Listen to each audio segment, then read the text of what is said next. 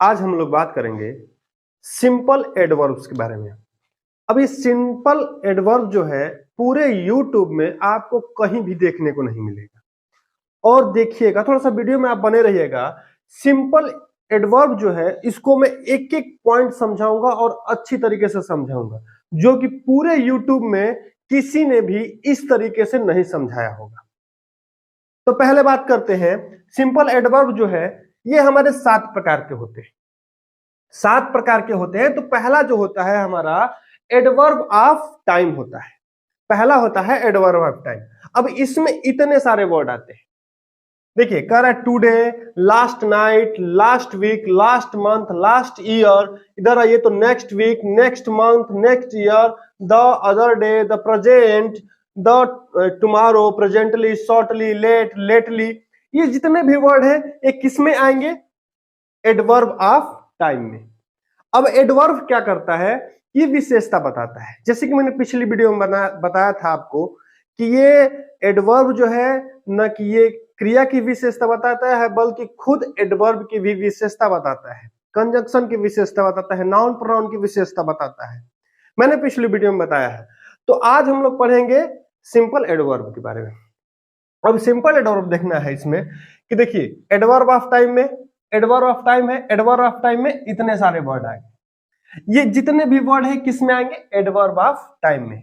ये जितने भी कॉम्पिटिटिव एग्जामों में है ये सारी चीजें पूछ सकता है कि ये लेट कौन सा एडवर्ब है कि नहीं। तो हम, अगर मुझे पता होगा तो मैं क्या कहूंगा? एडवर्ब ऑफ टाइम है। अब ये किस तरह से विशेषता बताता है? कहेगा ही सा मी यस्टरडे, उसने मुझे कल देखा। देखा कब? कल। यानी कि ये क्या कर रहा है? क्रिया की विशेषता बता रहा है कि देखा कब? कल देखा। अगला है सी कम्स हियर डेली, वह यहां रोजाना आती है। कब आती है? तो रोजाना आती है कि नहीं। तो ये हो गया हमारा एडवर्ब ऑफ टाइम। अगला, राम जी अराइव्ड लेट, राम जी देर से पहुंचे। राम जी क्या पहुंचे? देर से पहुंचे। तो ये इस तरह से हमारा ये विशेषता बताता है एडवर्ब ऑफ टाइम। तो ये सिंपल एडवर्ब का अब ये पहला है। कौन सा? Adverb of time. अब हम लोग पढ़ेंगे एडवर्ब्स ऑफ प्लेस के बारे में। उसमें सारे वर्ड होंगे, उनकी एक एक व्याख्या हम लोग पढ़ेंगे। ठीक है, आगे देखते हैं। अब सिंपल एडवर्ब में पढ़ेंगे हम लोग एडवर्ब्स ऑफ प्लेस, यानी कि दूसरा। एडवर्ब्स ऑफ प्लेस में क्या होता है कि स्थान की बात की जाती है। किसकी बात की जाती है? स्थान की। स्थान में अब कौन कौन से वर्ड आते हैं इसमें? देखिए, अब इस तरह से ना पूरे यूट्यूब में आपको कहीं भी नहीं बताया जाएगा, पूरा मीनिंग के साथ आपको कहीं भी नहीं बताया जाएगा। पूरे यूट्यूब में आप देख लीजिएगा, ऐसे आपको कहीं नहीं बताया जाएगा। देखिए, पहला है हियर। हियर मीन्स क्या होता है? यहां। दूसरा है देयर। देयर मीन्स होता है वहां। किधर होता है? इधर। किधर मीन्स होता है यहां या इधर भी कह सकते हैं। किधर मीन्स होता है उधर। फिर होता है अप मीन्स ऊपर। विद इन मीन्स होता है अंदर। आगे होता है इन मीन्स अंदर। आउट मीन्स बाहर। अवे मीन्स दूर। डाउन मीन्स नीचे। एवरीवेयर मीन्स हर जगह। समवेयर मीन्स कहीं होता है। नाउ हियर मीन्स कहीं नहीं होता है। एनीवेयर मीन्स होता है कहीं ना कहीं होता है। विदाउट मीन्स होता है बिना। एबव मीन्स होता है ऊपर। बिलो मीन्स होता है नीचे। फार मीन्स होता है बहुत दूर तक।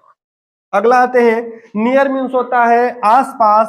बैकवर्ड मीन्स होता है पिछला। इनसाइड मीन्स होता है के भीतर। आउटसाइड मीन्स होता है बाहर। आउटडोर्स मीन्स होता है सड़क पर, यानी कि घर के बाहर। और इंडोर्स मीन्स होता है घर के अंदर इत्यादि। इट मीन्स इत्यादि। अब इसके सेंटेंस को द्वारा समझेंगे कि कैसे यूज होता है। देखिए, हालांकि हमें जानना है कि बस एडवर्ब्स ऑफ प्लेस में कौन कौन से वर्ड आते हैं, ठीक है, लेकिन इस एक सेंटेंस के द्वारा बस समझ जाएंगे कि वो क्या चीज है। तो पहला सेंटेंस कहता है कि ही वाज सिटिंग हियर, वह यहीं बैठा था। देखिए, विशेषता कैसे बता रहा है। ये हियर क्या है? स्थान की बात हो रही है ना, तो बैठा कहां था? यहां बैठा था, ठीक ना। दूसरा सेंटेंस है कि सी लुक्ड अप, उसने ऊपर देखा। देखा कहां पे? ऊपर। देखा कहां पे? ऊपर देखा है। फिर तीसरा है वॉक बैकवर्ड, पीछे जाकर घूमिए। मैंने बैकवर्ड मीन्स बताया था ना, बैकवर्ड कहां गया, हाँ पिछला यानी पीछे, ठीक है। चौथा है देयर इज एयर एवरीवेयर, हर जगह हवा है, एवरीवेयर मीन्स हर जगह। अब इसमें आता है कि कुछ ऐसे वर्ड हैं जो प्रीपोजिशन में भी यूज होते हैं, जैसे मान लीजिए अप हो गया, विद इन हो गया, इन हो गया, आउट हो गया, एबव हो गया, ये जितने भी वर्ड है ना ये प्रीपोजिशन में भी यूज होते हैं। लेकिन इसको पहचानेंगे हम कैसे, देखिए यहाँ पे एक छोटा सा सेंटेंस मैंने समझाया हुआ है, ये हम लोग जब प्रीपोजिशन पढ़ेंगे तो उसको अच्छी तरीके से समझेंगे। देखिए मैं कहा हूं कि कम इन, यानी कि क्रिया के बाद जब इन आ रहा है या उसके बाद कुछ भी नहीं आ रहा है तो ये हम क्या मान ले रहे हैं, एडवर्ब। इसे ये जो इन है हमारा, ये इन हमारा एडवर्ब है, ये इन क्या है, एडवर्ब। अब यहां दूसरा सेंटेंस कह रहा है कि she lives in this house. अब ये जो इन है ना ये हमारा प्रीपोजिशन है, क्या है, प्रीपोजिशन। प्रीपोजिशन क्यों, क्योंकि ये देखिए इन के बाद ना कुछ वर्ड लिखा हुआ है, लेकिन अगर ये देखिए ये इन की बात की जाए तो इन के बाद कुछ भी नाउन या प्रोनाउन कुछ भी ऐसा चीज नहीं है, इसलिए ये इन हमारा एडवर्ब हो जाएगा और ये इन हमारा प्रीपोजिशन हो जाएगा, ठीक है। एडवर्ब ऑफ टाइम में अगर बात करें, यानी कि सिंपल एडवर्ब में तीसरा जो है हमारा एडवर्ब ऑफ टाइम या फ्रीक्वेंसी। अब इसमें जो वर्ड आते हैं उस वर्ड को हम लोग जानते हैं। पहला वंस यानी कि एक बार, वंस मीन्स एक बार। दूसरा है ट्वाइस, ट्वाइस मीन्स दो बार, थ्राइस मीन्स तीन बार, अगेन मीन्स फिर या फिर से। सेल्डम मीन्स होता है कभी कभी, ऑलवेज मीन्स होता है हमेशा, नेवर मीन्स होता है कभी नहीं, ऑफ्टन मीन्स होता है अक्सर, स्कैर्सली मीन्स होता है शायद, हार्डली मीन्स होता है मुश्किल से। इधर आइए, रेयरली मीन्स होता है शायद ही, फ्रिक्वेंटली मीन्स होता है बार बार, फर्स्टली मीन्स होता है पहले या आगे भी हम लोग कह सकते हैं, ठीक ना। सेकेंडली मीन्स होता है दूसरे, थर्डली मीन्स होता है तीसरे, एटीसी यानी कि इत्यादि। अब इसको हम लोग सेंटेंस से समझेंगे, ठीक है। मेरी पूरी बात समझ में आ रही होगी आप लोगों को। तो सी सेल्डम डांसेज, वह शायद ही कभी नृत्य करती हो या वह कभी कभी नृत्य करती हो, ठीक ना। कहने का मतलब ये है। दूसरा सेंटेंस है, कह रहा है कि every person often makes mistakes, हर व्यक्ति अक्सर गलतियां करता है। तीसरा है ही फ्रीक्वेंटली कम्स अनप्रिपेयर्ड, वह अक्सर बिना तैयारी के आता है, ठीक है। अब हम लोग अगला देखेंगे एडवर्ब ऑफ क्वांटिटी के बारे में बात करते हैं, एडवर्ब ऑफ क्वांटिटी या रेंज के बारे में। और जो इसमें वर्ड आते हैं वो वर्ड है टू यानी कि बहुत, वेरी यानी कि बहुत, मच यानी कि बहुत, क्वाइट मीन्स भी होता है अत्यंत, इनफ मीन्स होता है पर्याप्त। अगला है कंप्लीटली यानी कि पूरी तरह, पार्शली, पार्शली मीन्स होता है आंशिक रूप से, होली, होली मीन्स होता है पूर्ण, लिटिल मीन्स होता है थोड़ा, फेयरली मीन्स होता है अच्छी तरह से, रेदर मीन्स होता है अपेक्षा, फॉर मीन्स होता है दूर, हाफ मीन्स होता है आधा, सो मीन्स होता है इसलिए, पार्टली मीन्स होता है आंशिक रूप से, ऑलमोस्ट मीन्स होता है लगभग। इधर आइए, इंटायरली मीन्स होता है पूरी तरह से, और ऑल टुगेदर मीन्स होता है कुल मिलाकर। अब इसे सेंटेंस के द्वारा समझेंगे तो सेंटेंस कहता है कि ही वाज टू केयरलेस। अब टू आया है तो वह बहुत लापरवाह था। ये जो है ना क्वांटिटी, ये एडजेक्टिव और एडवर्ब की क्या करता है, विशेषता को विस्तृत रूप से बताता है। यहां पे देखिए कह रहा है कि ही वाज केयरलेस, वह कैसा है, केयरलेस है। तो कितना है, बहुत है। वो केयरलेस कैसा है, बहुत है। तो यानी कि बहुत लापरवाह है। ये कौन सा, एडवर्ब ऑफ क्वांटिटी, एडजेक्टिव और एडवर्ब की क्या करता है, विस्तृत रूप से विशेषता बताता है। इसी तरह अगला सेंटेंस है ही इज रेदर बिजी, वह काफी व्यस्त है। वो व्यस्त तो है लेकिन काफी व्यस्त है। यू आर पार्टली राइट, आप आंशिक रूप से सही है, ठीक है। अगर आगे बात की जाए तो अगला जो होगा एडवर्ब ऑफ मैनर्स की बात की जाएगी। अब एडवर्ब ऑफ मैनर की बात करते हैं तो एडवर्ब ऑफ मैनर में कौन कौन से वर्ड आते हैं। देखिए पहला है फास्ट यानी कि तेज, हार्ड मीन्स भी होता है, हार्ड मीन्स होता है मुश्किल, स्लोली मीन्स होता है धीरे से, ब्रेवली मीन्स होता है वीरता से, फुलिशली मीन्स होता है मूर्खता से।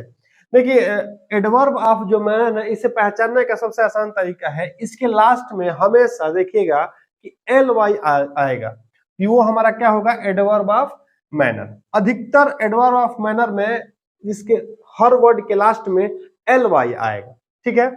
अगला है वाइजली मीन्स समझदारी से, लाउडली मीन्स जोर से, साउंडली मीन्स सुख से, बैडली मीन्स बुरी तरह, केयरफुली मीन्स सावधानी से होता है, फ्लुएंटली मीन्स होता है धारा प्रवाह रूप से।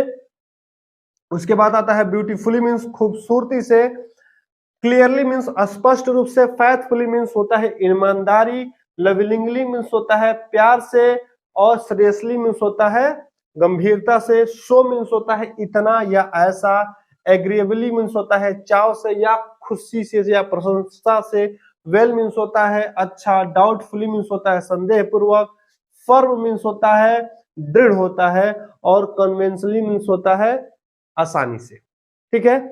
तो अब इसको सेंटेंस द्वारा समझेगा तो सेंटेंस कहता है कि अदिति एक्टेड वाइजली, यानी कि अदिति ने समझदारी से काम लिया।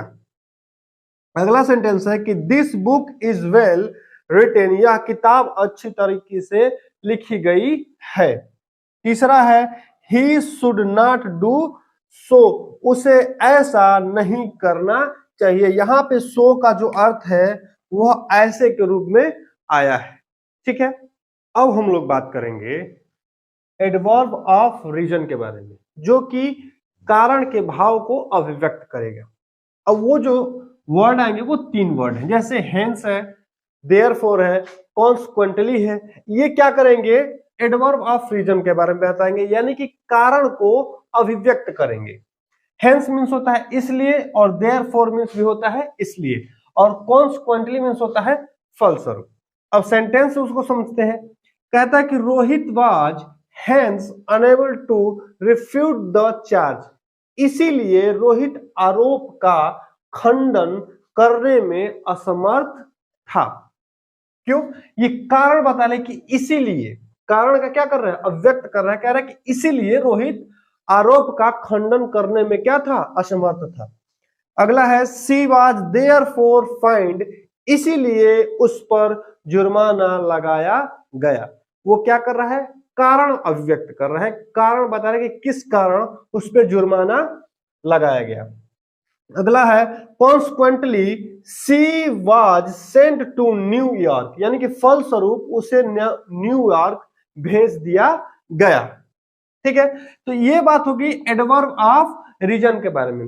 अगला है हमारा एडवर्ब ऑफ अफर्मेटिव और निगेटिव, ये हमारा लास्ट है और इसे हम थोड़ा सा समझते हैं। इसमें जो वर्ड आते हैं नॉट आता है, श्योरली आता है, सर्टेनली आता है, इंडीड आता है, बाय नो मीन्स आता है, नॉट एट ऑल आता है, यस नो और प्रोबेबली आता है, ठीक है। अब इसको समझते हैं। कहता है कि श्योरली, श्योरली मीन्स होता है निसंदेह, श्योरली मीन्स होता है निसंदेह, ही इज राइट, निसंदेह वह क्या है सही है।